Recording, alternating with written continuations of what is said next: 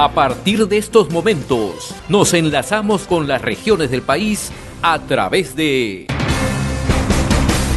Conexión Perú. Te informamos y te acercamos al Perú. Vamos a saludar a esta hora al doctor Pedro Angulo Arana, es fiscal anticorrupción, es decano del Colegio de Abogados del Perú, a quien le queremos agradecer por la amabilidad, la gentileza que siempre tiene con RCR. Qué gusto de saludarlo, doctor Pedro Angulo, muy amable como siempre. El gusto es mío, señor Hernández. Muchas gracias por la invitación y mi saludo a todo el público. La atención está centrada sobre los acontecimientos, sobre los sucesos registrados allí en Chadín, que es una localidad que está ubicada en la provincia de Chota, en Cajamarca, ¿no? Sobre esta situación contra un grupo de periodistas de América Televisión, ¿no? ¿Qué delitos configura retenerlos, secuestrarlos en realidad, ¿no? ¿Cuál es la tipificación que alcanza en materia penal?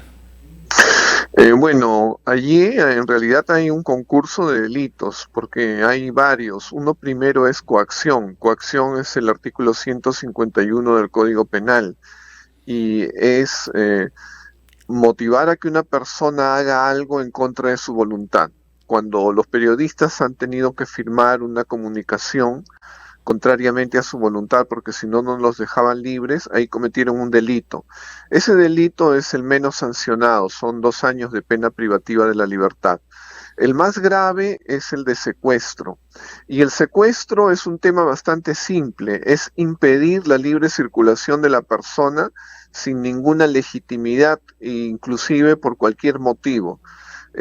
Yo he escuchado que hay algunas personas, políticos principalmente, que dicen que no, que es mentira, que no hay secuestro, sino hay retención. La retención es una figura que no existe en el Código Penal y, digamos, no se puede incurrir en secuestro y decir que ha habido una retención.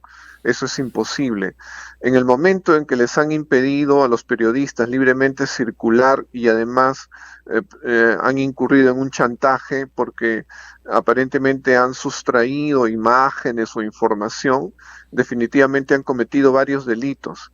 Y la figura del secuestro es una figura bastante grave. El secuestro se sanciona con un mínimo de 20 años y un máximo de 30.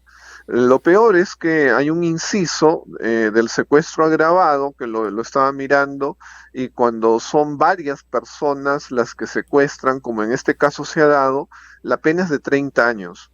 En realidad estamos hablando de una situación bastante grave para las personas que van a enfrentar este ilícito. Ahora, una argumentación que hemos escuchado también, doctor Angulo, es que las rondas campesinas pueden ejercer funciones jurisdiccionales dentro de su ámbito territorial de conformidad con el derecho consuetudinario, ¿no? Pero hay otros que señalan que el marco legal es único en nuestro país y por lo tanto la ley rige para todos, ¿no? No hay compartimentos estancos, no hay zonas liberadas, ni mucho menos un Estado frente a otro Estado. ¿Qué opinión tiene usted sobre esto, por favor? Bueno, en realidad el tema es el siguiente. Hace muchos años, yo recuerdo cuando era fiscal, ya se hablaba de este problema porque en realidad había delincuentes que asolaban, ¿no? Cometían distintos delitos, abigeato y otros, a nivel de zonas donde no había policía, y las rondas, cuando podían, reaccionaban. Habían menos rondas que las que hay ahora. Y estos delincuentes todavía volteaban el pastel porque denunciaban a los ronderos como que habían cometido efectivamente secuestro. Y ya el secuestro no tenía entre 20 y 30 años como es ahora, pero sí era un delito fuerte, ¿no? Y digamos los procesaban a los ronderos. La realidad es que luego se dio, usted recordará, una norma por la cual un mismo ciudadano o también quienes hacen vigilancia ciudadana, ¿no? Pueden retener a una persona, pero esto es ante la comisión de delito.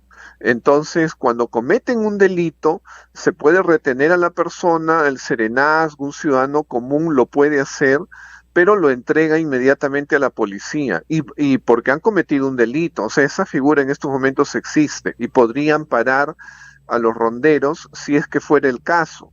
En este caso no estamos hablando de personas que han cometido un delito, sino de periodistas que estaban trabajando.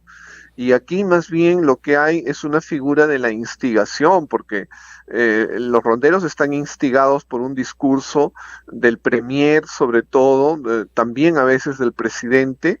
Y aquí además se ha tratado de que lo que se está reprimiendo es un actuar de investigación en relación al presidente. Entonces, la figura es completamente distinta y no hay ninguna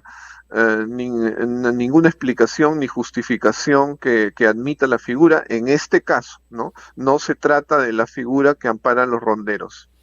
Ahora, en el caso de las rondas, usted ha puesto un ejemplo bastante claro, ¿no?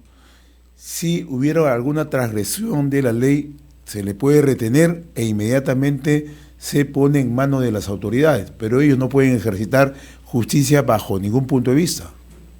Exactamente. Es el mismo caso de la flagrancia, ¿no? La flagrancia es una figura que siempre la habíamos discutido en la época que éramos fiscal, y inclusive yo escribía sobre ese tema, y hoy también se admite que cuando hay un tema de flagrancia, un ciudadano mismo puede actuar, igual un rondero, un serenazgo, que no son pues policías, ¿no? Pero efectivamente, como usted recalca, inmediatamente el ciudadano, el rondero o el policía tiene que poner a la persona en manos de la policía, ¿no? Ahora, no deja de llamar otro hecho la atención, doctor Pedro Angulo, Sí. la manera como fueron coaccionados y amenazados, ¿no? E incluso cortan una transmisión de un canal en señal abierta para emitir un mensaje forzado, ¿no? ¿Esta figura cómo puede tipificarse? Esto sería chantaje, ¿no? La realidad es que aquí efectivamente los periodistas ya no han sido dueños de su voluntad, ellos han tratado de preservar su vida y la salud, su salud corporal, ¿no? Y ante la amenaza de no dejarlos salir, entonces ellos han tenido que ceder. He escuchado lo que han estado hablando los periodistas. Realmente eso no tiene ninguna justificación. Y lo peor, como digo, es que hay que recalcar que quienes están instigando de manera directa con su discurso permanente conforme viajan a estas zonas del país es el premier y a veces el mismo presidente. ¿Qué hubiera pasado si acá hay un muerto? ¿A quién hubiéramos responsabilizado? Nosotros sabemos que los ronderos no necesariamente están bastante formados.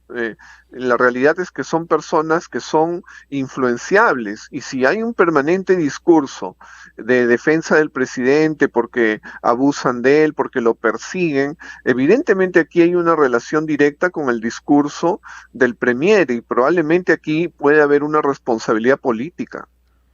El otro tema, se está argumentando que pueden ser excluidos de cualquier investigación porque forman parte de rondas campesinas. Eso no los exime. Definitivamente no, porque sería lo mismo que digamos, a ver, un policía pues inclusive puede detener, pero un policía no puede detener sin motivo, no puede detener arbitrariamente. Supongamos que en vez de ronderos los que hubieran hecho esto fueran policías. ¿Qué los califica a ellos a que traten de borrar lo que ha grabado un periodista, que le impidan declarar y que lo sometan a tener que decir algo contradictorio que ellos no quieren decir?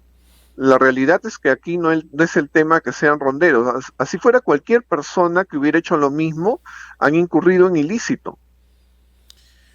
Y esto además pone ya nuevamente en debate y en tela de juicio lo que se aprobó recientemente en el Congreso, ¿no? De otorgarle mayores elementos, armar a las rondas campesinas, ¿no? Para que realicen un trabajo de apoyo en seguridad ciudadana, ¿no? ¿Cuáles son los riesgos que pueden acarrear en situaciones como esta? Muchos, muy graves. Lo que ha pasado es que cuando se le da facultades, se le da poder y armas a personas que no están capacitadas, que no se les ha preparado para eso, se pueden dar a abusos. Recordemos, por ejemplo, que hace algunos años hubo muchos policías que mataban a su pareja y después inclusive se suicidaban ellos. Esto ha motivado que la forma de preparación, la forma psicológica de examen y admitir a quienes van a ser personal de la policía, sean de la superioridad o subalterno, igual se tienen que haber exigencias psicológicas. La pregunta es ¿qué nosotros sabemos de las exigencias psicológicas de los señores ronderos? Además, si recurrimos a la historia, lo que ha pasado en casos así desde la época de Roma es que las personas que de pronto han tenido poder lo han abusado, se han aprovechado, han despojado a sus vecinos. Hubo una época de las delaciones en Roma. Por cualquier cosa se delataba a alguien como enemigo del emperador, se le quitaban todas sus posiciones y la mitad pasaba al delator. Esto nosotros sabemos que en Ronderos hemos trabajado esos temas, los hemos investigado. Se ha dado que el rondero, una vez empoderado, ha tenido represalias contra vecinos, contra los cuales tuvieron algunos problemas limítrofes de tierras, que generalmente son los conflictos que existen en esas zonas. Entonces pueden darse abusos, y si tienen armas, pues el uso de las armas va a ser una condición más. Y si finalmente se enfrentan ronderos de dos comunidades, por ejemplo, en el tema del agua, que ahora ha existido conflictos entre Arequipa, Puno, entre zonas de Apurímac y Cusco.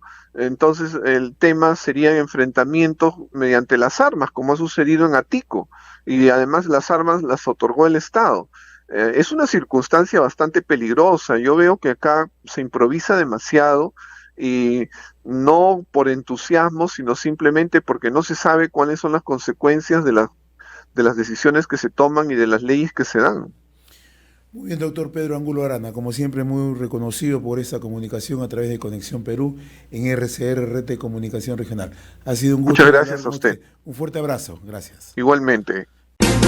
Hemos presentado Conexión Perú.